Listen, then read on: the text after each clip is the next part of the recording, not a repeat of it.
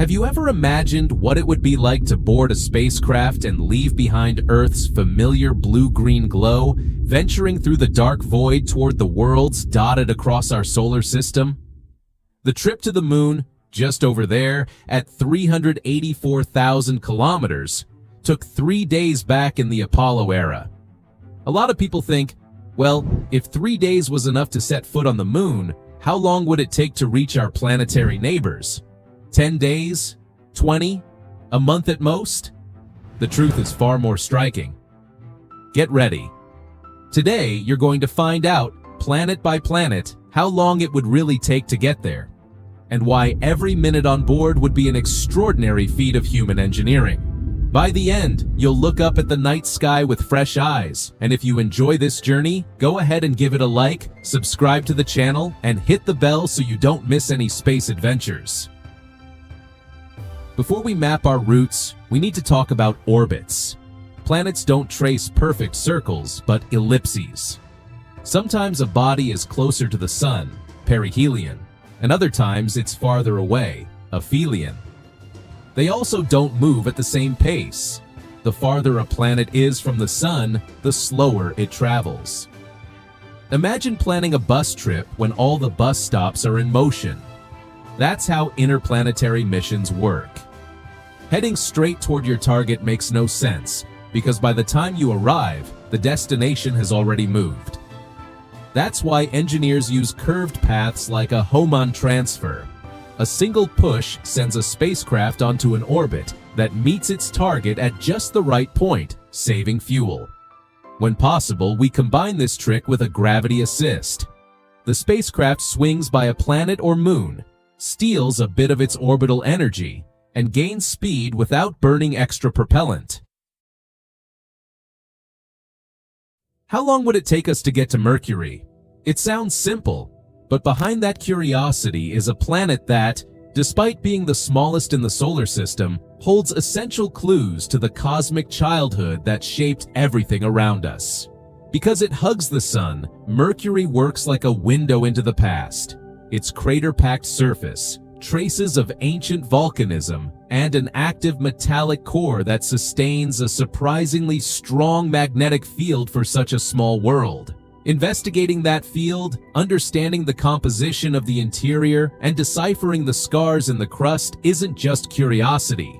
It's a direct way to shed light on how planets formed and evolved. Even the possibility of liquid water in the past, as extreme as it sounds, has already been raised. If that ever happened, it opens a fascinating door to ask whether conditions favorable to life could have briefly emerged, even if only for a short time. But before we study anything, we have to get there. And the trip depends on a set of variables. Speed, the distance between planets, type of propulsion, and, above all, how to brake at the right moment. As a reference, the Parker Solar Probe has already exceeded 692,000 kilometers per hour, 430,000 miles per hour, in its close passes by the sun. Even so, on an optimistic trajectory, it would take us more than 4 months to reach Mercury. Why? Because the distances never stop changing. In elliptical orbits, planets move closer and farther away. There is no single fixed distance between Earth and Mercury. When they're on the same side of the sun, in the alignment called inferior conjunction, the route shortens and can drop to something on the order of tens of millions of miles. In other geometries, the separation grows a lot. Mercury, by the way, has the most eccentric orbit in the solar system, eccentricity approximately 0.21, while Venus is much more round, eccentricity approximately 0.06, and that alone scrambles all the calculations. In practice, nobody points a rocket straight at Mercury and hits a button. You have to choreograph the journey like a physics ballet, use launch windows, transfer trajectories, and, almost always, gravity assists. That's how the missions that have gone there did it. In 1973, Mariner 10 used a gravitational boost from Venus and took about 6 months to its first Mercury flybys, delivering the first close-up images. Decades later, Messenger, 2004, ran a marathon of maneuvers with Earth and Venus before finally entering Mercury orbit, a feat that took roughly 6.5 years of travel and another 4 years studying the planet until the fuel ran out. Today, Bepi Colombo, ESA/JAXA, launched in 2018, is on its way, using solar electric propulsion combined with multiple gravity assists with Earth, Venus, and Mercury itself, to only then settle into the destination. Notice the pattern. Flying fast is easy. Entering orbit is hard. To orbit, the probe has to arrive slow enough relative to the planet to be captured by gravity. And in a vacuum, braking is energy expensive. Can we shorten the trip? Partly. Gravity assists move the clock forward, but they demand surgical precision. Mistime it and the spacecraft will miss the assisting planet. And unlike Earth and Mars, Mercury doesn't offer a robust atmosphere to help brake with aerobraking. The descent relies almost entirely on engines. Add to that the extreme thermal challenge near the sun, and you see why long-duration flights end up being, paradoxically, the more economical path. When the question shifts to Venus, the glow gets brighter and the story heats up. Literally. Venus is the brightest object in the sky after the sun and moon. It shines because its atmosphere reflects a lot of light, and because, cyclically, it comes very close to Earth. But again, close is a moving picture. Orbits are elliptical, and alignments vary. At inferior conjunction, when Earth and Venus are on the same side of the sun, the distance drops to a minimum that repeats in patterns of about 8 years, thanks to the almost periodic dance between the two planets. Over time, the average distance varies a lot, so no one serious answers. What's the distance to Venus with a single number? What we can say is that Venus has the most circular orbit among the planets, and because of that, its behavior is more predictable than Mercury's. Why go to Venus? Besides being the hottest planet, surface pressure approximately 92 times Earth's and oven-like temperatures, it may have been habitable billions of years ago, until a runaway greenhouse effect dried the world out and turned the crust into a geological pressure cooker. To probe that past, humanity has sent a lot there, with a historical success rate that actually surpasses Mars. The Soviet Union's Venera 1, 1961, was the pioneer on the way, but lost contact early. It's estimated to have passed about 100,000 kilometers from the planet after 97 days of flight. Mariner 2, 1962, made the first successful flyby in 110 days. In 1978, Pioneer Venus 1 entered orbit after a 198-day journey. ESA's Venus Express, 2005, traveled for 153 days before settling around the planet. Why so much variation? Because arriving isn't the same as staying. Flyby missions can take faster routes. To orbit safely, it's common to adopt longer, more fuel-efficient paths. On average, successful trips to Venus landed somewhere between about 4 to 6 months, with records around 109 to 110 days and longer routes near 200 days. Aiming high with more efficient engines, nothing prevents talk one day of 60 to 80 days. But landing and surviving on the surface is another chapter. The only images of the ground came from Venera 9 and 10, which lasted 53 and 65 minutes before succumbing to heat and sulfuric acid corrosion. When the destination is Mars, the question changes tone. Beyond how long, it becomes how and who. The path to the red planet has been blazed in both cooperation and competition by NASA and SpaceX. The former makes safety and redundancy its North Star. The latter bets on tech leaps and aggressive reuse. And, interestingly, these visions complement each other. Distance. In 2003, Earth and Mars came within about 56 million kilometers, one of the closest approaches on record. In other periods, the separation more than doubles. If we play with the speed of light, travel time would vary from something like 3 minutes, when they're closest, to more than 20 minutes, when they're farthest, on average, about 12.5 minutes. for a photon. For real spacecraft, the game changes.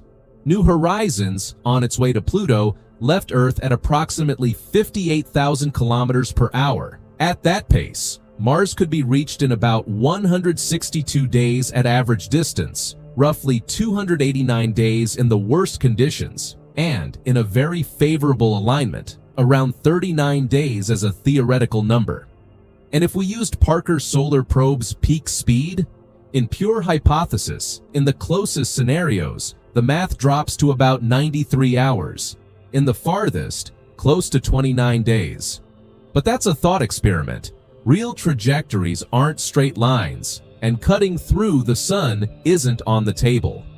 In real life, engineers use a Hohmann transfer, the elegant ellipse that leaves Earth's orbit and kisses Mars's, with a launch window every 26 months.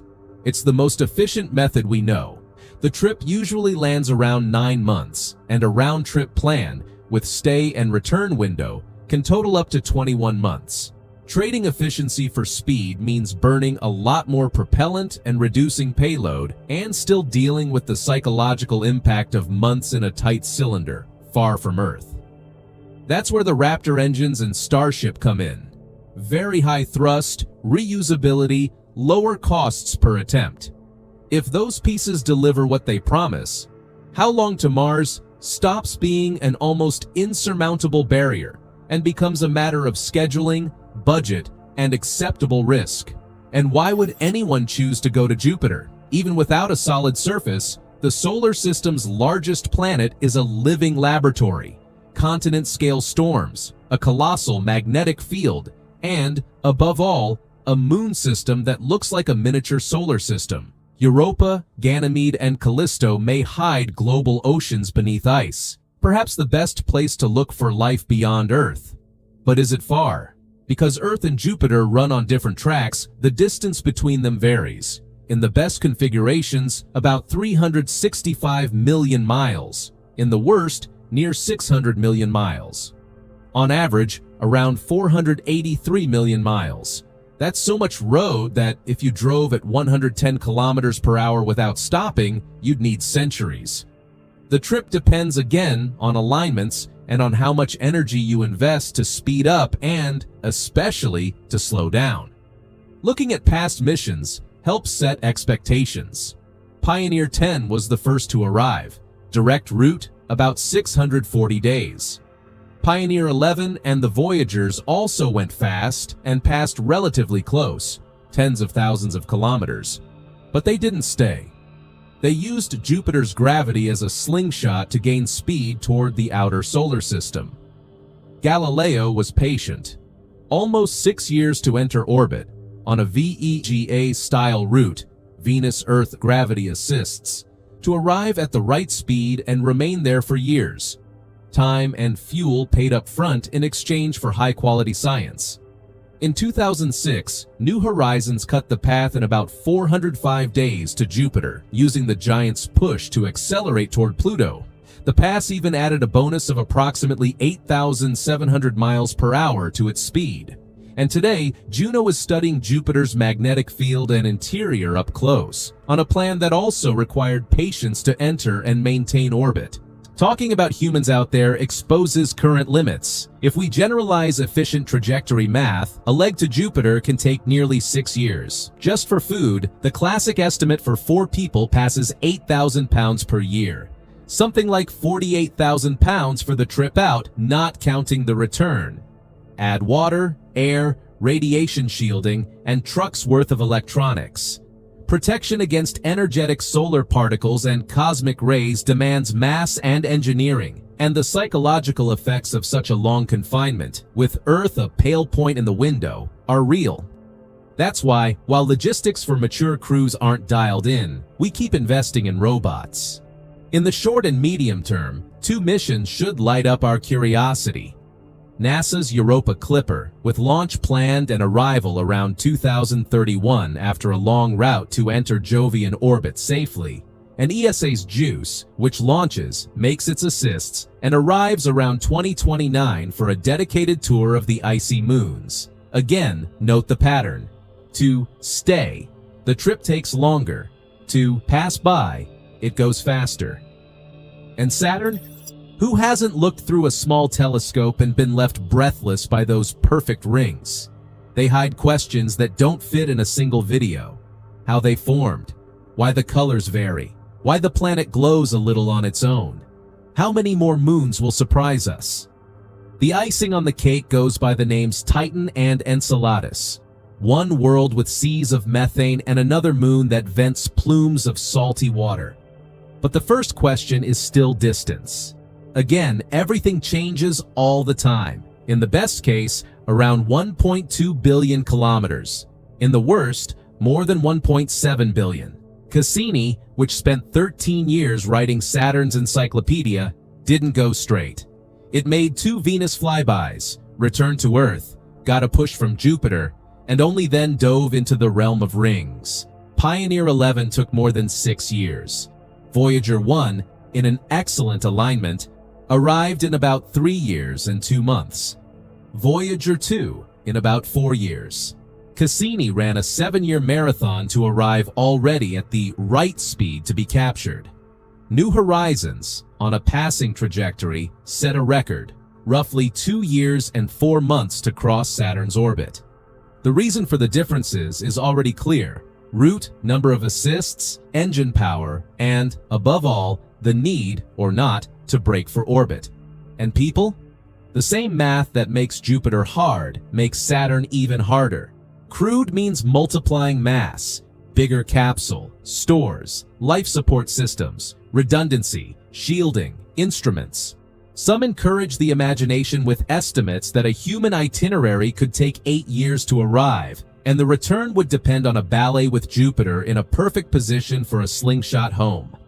Not to mention the radiation package, the stress, and everything we're only now relearning to manage with the Artemis program. That's why the most logical path for now is still to send robots and learn from them, step by step. At the outer limit of the giant planets, a pair of bluish worlds show up that look like twins at first glance, but tell different stories when you get close: Uranus and Neptune. Today we know that blue here doesn't mean oceans, it's chemistry.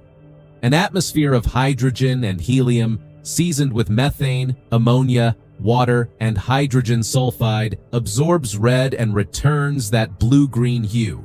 Uranus in particular is a collection of oddities. It spins on its side, with its axis tilted approximately 98 degrees, has a magnetic field misaligned by almost 60 degrees and offset from the center, and seems to shed little internal heat, something that may relate to a major past impact, jumbling the internal layers and even explaining the more washed-out tone compared to Neptune.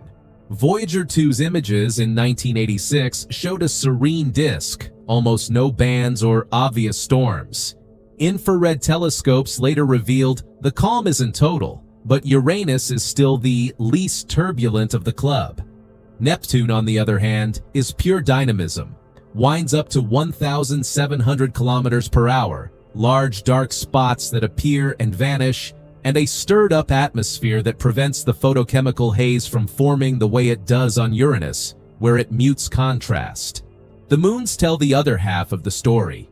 Miranda, Ariel, Umbriel, Titania, and Oberon, the 5 largest of Uranus, show young surfaces, giant escarpments. Verona Rupes may offer more than 20 kilometers of freefall, and signs of cold geology made of ice and water instead of molten rock. When we look at exoplanets, we see why all of this shot up in priority. Ice giants like Uranus and Neptune are common around other stars. Understanding our blues is understanding other planetary systems. That's why the scientific community has pointed the spotlight at a mission that already has a nickname: Uranus Orbiter and Probe, a dedicated orbiter with a probe to dive into the atmosphere. The most favorable launch windows fall around mid-2031/2032, using Jupiter for a slingshot and a cruise time of something like 13 years. There are alternative windows later that require tours through the inner planets and push the trip beyond 15 years. The price? Billions of dollars and 2 decades until the first data arrive. But it's worth every cent. fundamental science about how planetary systems are born and grow up. That leaves Neptune, the too-far place we've only seen up close once. Yes, in all of history, only Voyager 2 passed by in 1989. And it only managed that because it sailed a rare tide that repeats every 176 years. An alignment of Jupiter, Saturn, Uranus, and Neptune that allows, with one slingshot after another, acceleration without impossible amounts of fuel. Gravity assist works like a ramp. The probe falls into the planet's gravity well, and if it doesn't plunge in, exits on the other side with its direction adjusted and a speed gain drawn from a tiny fraction of the giant's orbital energy. It's the only realistic way to visit several destinations in one mission without carrying Titanic tanks. The cost? You almost never get to break afterward, and if you want to stay, you need to bring a huge reserve of propellant just to reduce speed down to the planet's orbit. The math of braking at Neptune makes that crystal clear. The planet goes around the Sun at approximately 5.4 kilometers per second. Voyager 2, stacking assists, was flying at approximately 15.5 kilometers per second when it got there, almost 3 times faster. Capturing a probe in that condition requires a long engine burn, and the fuel needed for a vehicle the size of Voyager would be more than 10 times the weight of the spacecraft itself. The process doesn't happen in minutes. It would be on the order of 1 to 2 months of continuous braking for a light probe. Now imagine a crewed mission, large capsule, shielding, years of supplies, redundant systems. The deceleration rate would have to be much gentler to avoid subjecting astronauts to excessive forces, and the braking time could stretch to 2 to 4 years. Add that to the cruise and you're talking 24 to 28 years from Earth to Neptune orbit, even taking advantage of alignments and assists. And the way back? With current liquid chemical technology, the fuel required for a round trip would turn the vehicle into a propellant skyscraper. More than 90% of everything that lifted off would be tank, and we'd still be at the edge of the possible. That's why human missions to the fringes remain in the realm of someday, maybe, with another kind of propulsion. Speaking of the fringes, we still owe the most famous ex-veteran of the bunch. Pluto. Dwarf planet? Yes. Irrelevant? Never. So distant that the sun looks like a very bright star. It makes slow, eccentric laps, sometimes approximately 30 astronomical units from the sun, sometimes near 50 astronomical units. For us, that becomes stubborn, chilly numbers. The Earth-Pluto distance usually swings between something like 4 and 7 billion kilometers, with light travel time ranging from roughly 4 to almost 7 hours each way. In other words, any command sent now only arrives many hours later. And the reply too.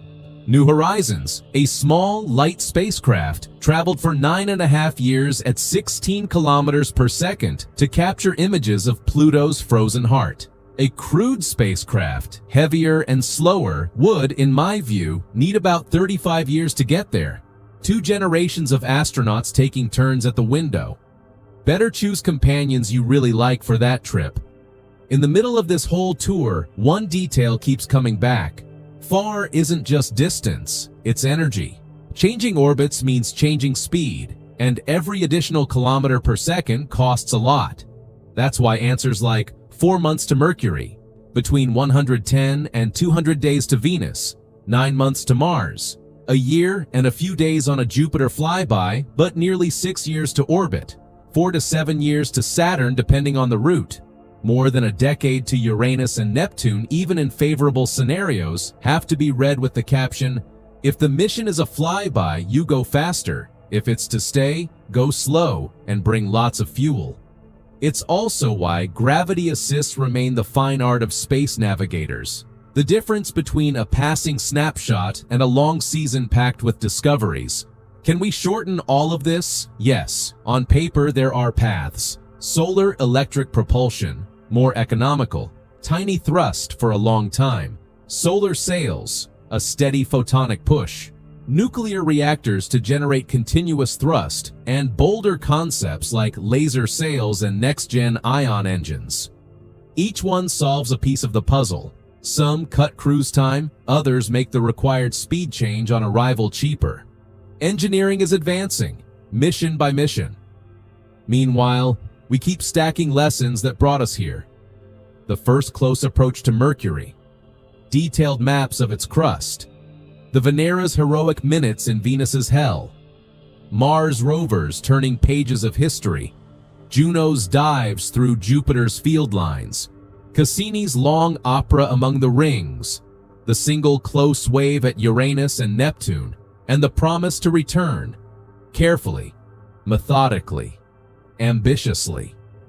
In the end, the question, how long does it take to go, is less a stopwatch and more an invitation to understand how the solar system works, and how we, stubborn primates with tools, learn to navigate this clock of gravity. Sometimes the answer is months, sometimes it's years, sometimes it's decades. And that's fine, because every minute spent on the road pays back centuries of knowledge when we return. So here's the nudge. If you could choose a single stamp to see up close, the shadow of a Saturn ring crossing the atmosphere, Europa's cracks, Uranus's calm, Neptune's storms, which stamp would you put in your cosmic passport?